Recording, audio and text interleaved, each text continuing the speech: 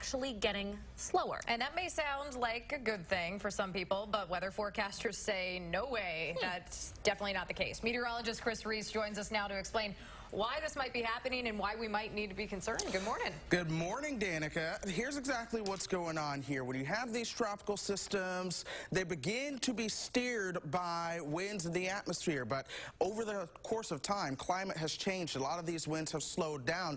That means a slower system. That also means systems that begin to intensify much quicker. In fact, over the past 30 years or so, we have noticed a sharp rise in rapidly intensifying hurricanes. And that is what you get with a much slower system. Some of the repercussions of that we have seen from Hurricane Harvey over Houston this past year with the heavy rains that fell. Now, for this hurricane season, we're expecting a slightly above average season with 10 to 16 named storms, 5 to 9 of those being hurricanes, and 1 to 4 of those becoming major hurricanes. That's Category 3 or stronger. Now, today, the last day of school, lots of folks planning those vacations. Here's how the tropics are looking now. Everywhere in this red is where waters are 80 degrees or higher. That is warm enough to develop tropical cyclones. The question is whether or not we get something to develop. Here's the GFS forecast model going towards next Saturday, not tomorrow, but a week from tomorrow. It does develop a region of low pressure that could be a tropical system